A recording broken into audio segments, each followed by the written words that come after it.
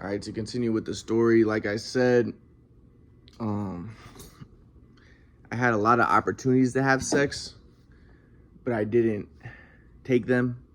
I was gonna use the word capitalized, but I didn't have sex because like I said, in my mind, I always saw myself as a messiah. Ever since I was it was in preschool. In the back of my mind, I thought I was a messiah. Now people are probably gonna think, oh, you probably just thought you were the messiah later, and then you just are now saying that you thought it since you were in preschool. No, and even I can go so far as to say that even when after the shoe machine messed up my shot, and my mom and dad were like I said, my dad's telling me. So my dad's telling me pick the ball off the rack and spin sideways because I always shot sideways. But like I said, I want to get more videos so I can see how sideways I was, because people said I was so sideways. Sometimes I almost was like I was backwards when I was shooting like this. But I want to see how were my feet when I was doing that, right? But that was why I was such a good shooter, because my dad told me to shoot sideways. But I didn't. But I want to see the videos, because those times when I was playing with South Coast, when I was the best shooter in the country, scoring like four 3-pointers a game, people said I shot like I was almost backwards. I want to see how it looked, and also I couldn't move into shots correctly. You know, doing the thing where I go back like this before the shot. Like I couldn't do that picking the ball off the rack. I was picking the ball off the rack and I was going like this, all right? Whereas before I would catch it and kind of step back and go like this, right? But anyways, so my question is, but like my mom and dad, they, my dad was telling me shoot sideways, but I was picking the ball off the rack, and because I'm picking the ball off the rack, I was moving into shots like this, because pick the ball off the rack and then move like this is gonna make me shoot square, my left foot pointed forward. So my dad was trying to make me artificially shoot sideways by spinning sideways. But that's not how I shot. I didn't step forward and do this. So then I'm in the games, I'm catching the ball and I'm going like this. And I'm shooting. So I messed up my shot, okay? But I'm not gonna go into details about some other stuff, but so like I said, then my parents were like, well, you can only, so then I'm fighting with my dad, and my dad's like, shoot sideways. I'm like, Dad, I'm trying, I'm trying, like, my dad's like, your shot's ugly, I give up. So I'm like, Dad, I need your help. Because like I said, the reason I was such a good shooter was I never knew how I shot. So I didn't know if my shot was ugly or not. My dad's telling me your shot's ugly. So I didn't know what to do. So I'm like, Dad, I need your help. Come on, come out and shoot me. No, I give up. You suck now, right? Okay, so that's when the abuse starts to happen, because I want his help and my dad gives up on me, right? So then, like I said, my mom and dad took me to psychiatrists, and this was like 10th grade or 11th grade, and they said, yeah, it's probably 11th grade. They said, yeah, he's not allowed to come back into our house unless he starts taking medicine, because he has obsessive compulsive disorder, and he won't take no for an answer, because my grandpa comes in and he's like, Ryan, everything's fine. You just have to accept. If your dad says no, you just have to accept. You have to, learn to accept no. Learn no. I don't know if my mom was like, Ryan, you have to learn to take no for an answer. You just have to accept. So my mom and dad are like, everything's fine, Ryan.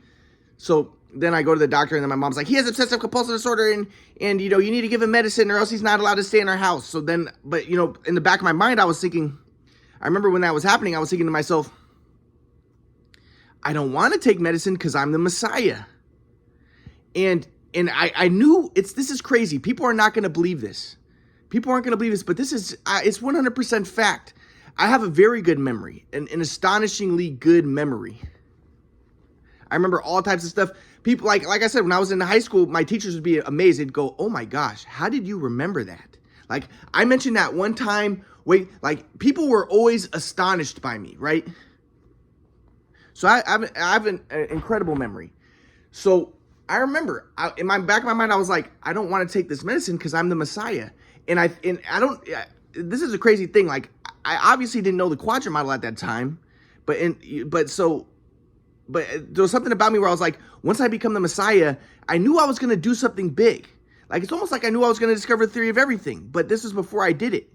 So I was like, when I become the Messiah, I don't want people to think that the medicine had anything to do with it. Because, I was thinking like, I'm perfect the way I am. Hashem made me this way.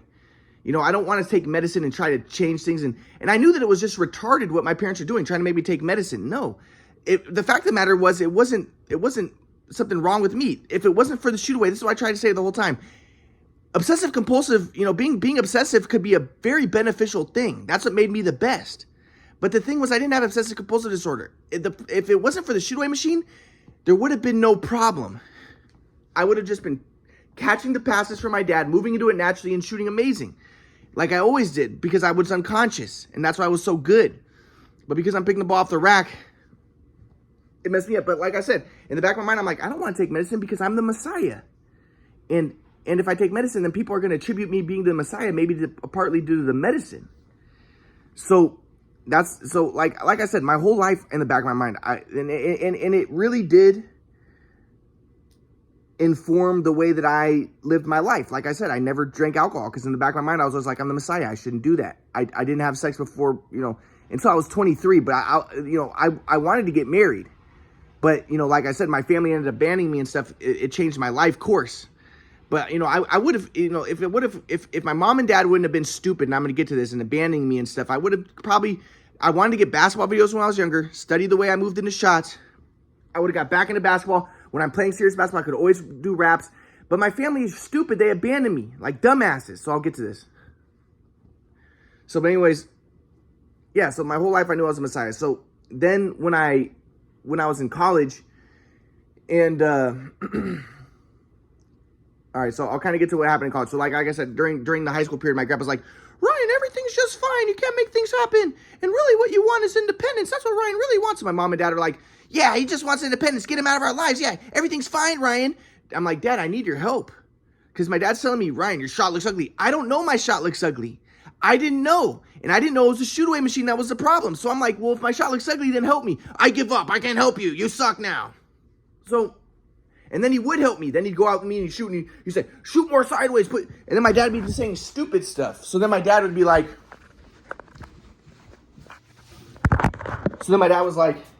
pick the ball off the rack and put this toe up and put this toe to the side and shoot like this. So I'm picking the ball off the rack and I'm going like this. It's just like, and then I'm in the game and I'm trying to do this. And it's just, everything became stupid and mechanical.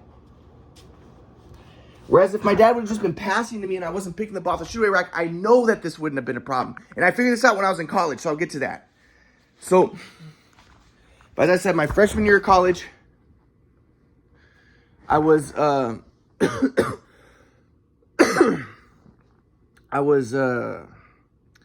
my grandpa's like, well, Ryan really wants his independence. So then I go live with my grandpa and I'm living with my friend Afam.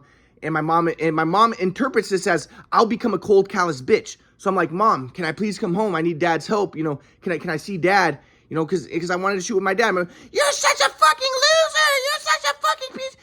I know you're not allowed to back at home. So my mom's thinking, I'm just trying to make him independent. And she's thinking that she's doing what my grandpa taught. But my grandpa taught transpersonal. And my grandpa always told me, your mom expresses dualistic software. She has very narrow consciousness. Transpersonal is a loving mode of being. But my mom's thinking, because my grandpa's like, never say I love you, because that's, that's interpersonal and that's confirming illusion of the body. But so my mom's interpreting this as, I'm going to become an impersonal cold bitch. But no, my grandpa would say, if you're in the flow, you're loving. And actually being kind is an aspect of the flow.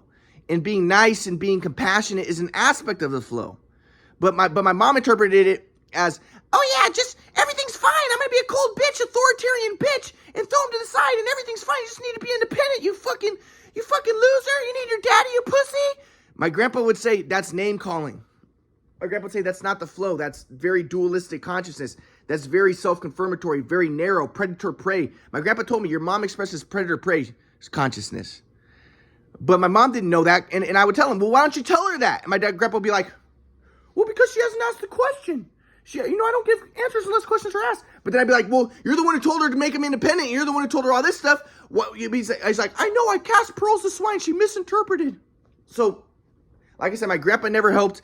My grandpa was a fucking idiot. And I'll get to my grandpa, how he did not help the whole time. And how he made things 100 times worse for me. So, then my mom became a cold, callous bitch. And, and the fact of the matter was, it was just because of the shooting machine. But my mom was thinking, like I said, my mom was going to my games before she stopped going to my games because she said she was embarrassed. But she was like, you're a shooter. What's wrong with you? You can't handle the pressure?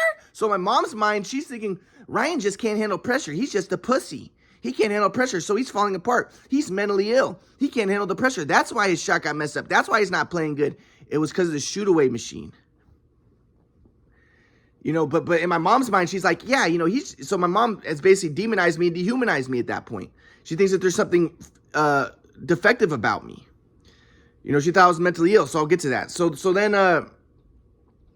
then, as I said, I'm in college, and I'm with my friend Brian. And like I said, I had that opportunity to have sex with that Asian girl, right? Asian girl and her half Latina friend wanted to have a threesome with me. And I told my friend Brian, who's a Taiwanese guy, I told him about it, and he was like, dude, Ryan, he's like, if I was you, if I was a handsome white guy, you know, I would be having sex with all these girls. He's like, what's your problem, man?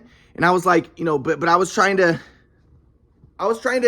adopt my grandpa's transpersonal spiritual teaching. So I'll get to this. So I was like, you know, everything is, you know, in my mind, I'm like, everything is one, sex is self-confirmatory. But I'm telling him, like, you know, if you have sex with someone, it can cause attachments, and it can cause people to become attached, and it's best to have sex when you're married. You know, as my grandpa would say, you know, there is no formula for the flow, but following those rituals of the Bible or the commitments of the Bible and stuff, that can be helpful. It can protect you from your immaturity of not being in the flow. So I'm not gonna get details about that, but my friend Brian was like, dude, but then he was like, dude, because my friend Brian, he told me that he had like a little penis. He told me he had a tiny penis, and he was like, if I had because he asked me how big's your penis, I told him my penis is like 7 inches. And he was like, dude, if I had a 7-inch penis and I was kind of a handsome white guy, I'd be having sex with all these girls and my life would be just perfect. So then I started thinking to myself, and I told my grandpa about this. I was like, in order to be the Messiah, you have to be the paragon of perfection, like I was. Because I was, you know, if I could get back into basketball, if I can get the videos of me, I could get really good. And also my rap music and stuff. Because I can only put, but I was like, yeah, I'm the paragon of perfection of my culture. Being white, maybe a little bit ambiguous, but being mainly white, and, you know, being strong, even though right now I'm not really that strong, because for years my family abandoned me. It's bullshit. But being strong, being, you know, whereas like my Asian friend, he's like, I'm Asian and I'm not the paragon. I'm not the ideal of the culture. And so in his mind, he's always going to have excuses. He's always gonna be like, if only I was white, if only I was this.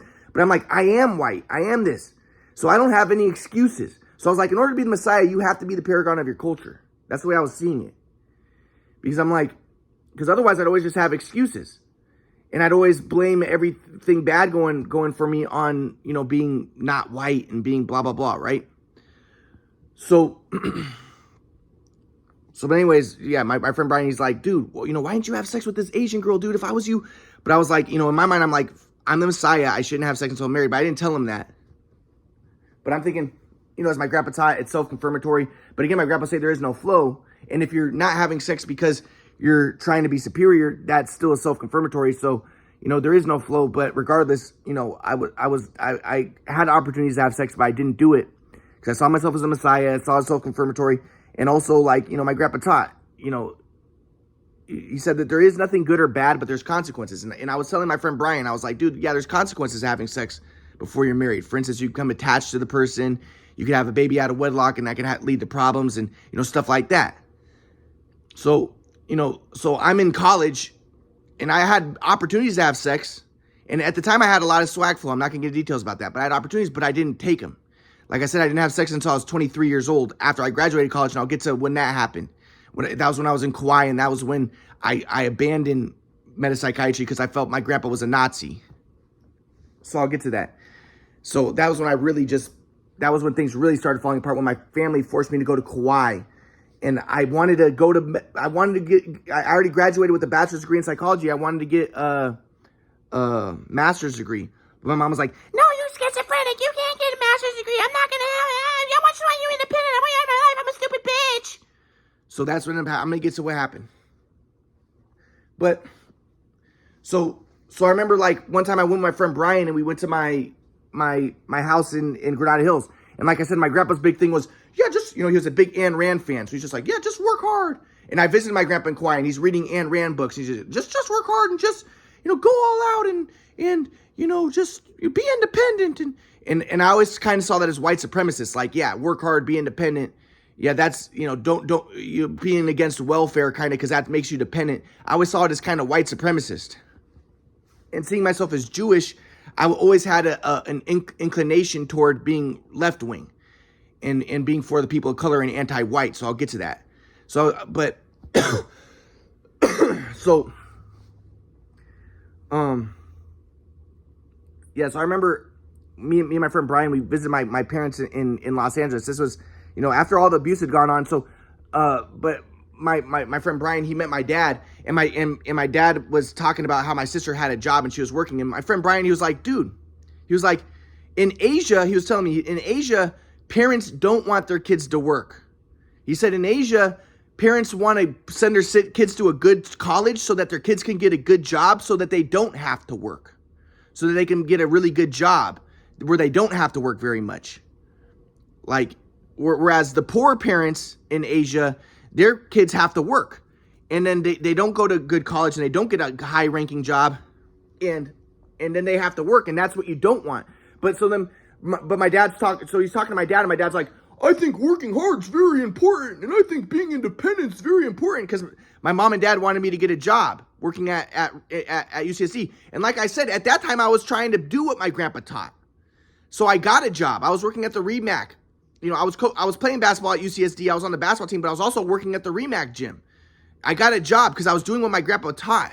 Because my grandpa's like, hey, working hard, that's, being lazy and not working hard, that's self-confirmatory, and that confirms the illusion of self. It's parasitic, which is predator-prey software. And so I'm trying to do what my grandpa taught. So I got a job, but my friend Brian's like, dude, that's stupid. He said, in Asia, we don't do it that way. If you're rich, like my dad's rich, he said, you don't try to make your kid work because that's gonna distract him from his studies. What you do is you send him to a good college, you have him focus on his studies so that he can get a good job where he's not gonna have to work very hard. So it's like it's a difference in ideologies. But my grandpa's whole thing is like, yeah, just work hard and just go all out and work hard and again, like I said, so my grandpa kind of came in from Kauai, and she's like, make Ryan independent, throw him to the side and make him work hard. So it's just stupid. My grandpa imposed these ideas. So then my dad's like, yeah, working hard. I think working hard is just really important. And because my sister's working, and because my friend Brian was like, dude, why is your sister working? Like, she doesn't have to work. You guys are rich. You guys should just get her to a good college so she can get a good job so she doesn't have to work hard. Having your kid work is just distracting him from his studies. But my dad's like, no, working hard is really important. And, I think being independent is very important. So my dad's an idiot. My dad's just, my grandpa was an INFP, but my dad was an SJ, and my mom's an SJ. And NFs love SJs because SJs work hard. And NFs, like I said, they're feelers, so they also like working hard. And they also tend to be more religious, I always thought, because it tends to be more anti-Marxist, because religion and spirituality maintain the status quo. And I saw myself as an NT because I studied the Myers-Briggs, and I saw that I was an INTP. And I was like, oh, I'm not for the status quo, because I'm just for knowledge and stuff. And I'm not really for the status quo. But so then that kind of reinforced my anti-whiteness and my so I don't know how much of it was because I saw myself as Jewish and I was against working, but anyways, but at the time I was doing what my grandpa taught. So I was working at REMAX Center because I was trying to work hard and be a part of the anti-entropic roaring function. But in the back of my mind, I always thought, yeah, this is kind of just white supremacy. But still, I was trying to do what my grandpa taught. So, but my friend Brian, he was like, dude, your dad's an idiot. He said, I can tell your dad's an idiot. I don't like your dad. And he was talking a lot of shit about my dad. He was like, your dad's just a stupid guy. And I was like, because my dad was just parroting my grandpa's teachings. And my dad didn't know what he was talking about. Just work hard and do. So then, but yeah, so my point is I was doing what my grandpa taught. And another thing my grandpa taught was, he was like, if you're in the flow, you're not attached to anything. You're not attached to anything. So, and a part of that, and like I said, that kind of reinforced my mom's being impersonal bitch. Like, I'm not attached. I just want him independent. I want him to work hard and get out of my life. But no, my mom is a stupid, she misinterpreted my grandpa's teachings. Again, that's impersonal and not transpersonal. Even my grandpa said. So, so I'm trying to be non-attached and I'm trying to follow my grandpa's teachings. So I'll get to what happens next in the story. But things just start going a little crazy.